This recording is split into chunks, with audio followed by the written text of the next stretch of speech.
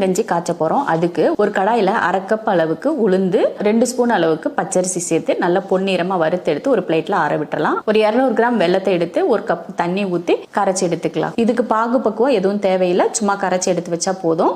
அடுத்ததா அரிசியும் உளுந்தையும் நம்ம பவுடர் பண்ணி ஒரு கப்ல போட்டு ஒரு 1/4 டம்ளர் அளவுக்கு தண்ணியை ஊத்தி அதை நல்லா கலந்து எடுத்து வச்சிடலாம். ஒரு பாத்திரத்துல 1 லிட்டர் அளவுக்கு தண்ணி ஊத்தி தண்ணி நல்லா கொதிக்க விட்டு நம்ம கரைச்சி வச்சிருந்த மாவை எடுத்து அதுல ஊத்திட்டு கொஞ்சமா உப்பு சேர்த்து நல்லா ஒரு 10 நிமிஷத்துக்கு கைவிடாம கலந்து விட்டுறலாம். அடுத்ததான் நம்ம வெள்ளத்தை கரைச்சி வச்சிருந்தோம் இல்லையா, அந்த வெள்ளப்பாகை இதுல சேர்த்துட்டு மறுபடியும் ஒரு 2 நிமிஷத்துக்கு வேக விடலாம். கடைசியா இறக்க போறதுக்கு முன்னாடி கொஞ்சம் ஒரு 1/4 ஸ்பூன் அளவுக்கு சுக்குத்தூளும் ஒரு 3 ஏலக்காயும் பொடி பண்ணி சேர்த்துக்கலாம். சேர்த்து கலந்து விட்டு மறுபடியும் ஒரு 2 நிமிஷம் நல்லா கொதிக்க விட்டுட்டு கடைசியா இறக்க போறதுக்கு முன்னாடி நல்லா 1 கப் அளவுக்கு தேங்காய் துருவல் சேர்த்து அடுப்பை ஆஃப் பண்ணிட்டு இறக்குனீங்கன்னா அருமையான உளுந்தங்கஞ்சி ரெடி ஆயிரும். இது போல வாரத்துக்கு ஒரு 2 முறையாவது நீங்க வீட்டுல உளுந்தங்கஞ்சி பிரேக்ஃபாஸ்ட்டுக்கு செஞ்சு சாப்பிட்டு பாருங்க, சூப்பரா இருக்கும்.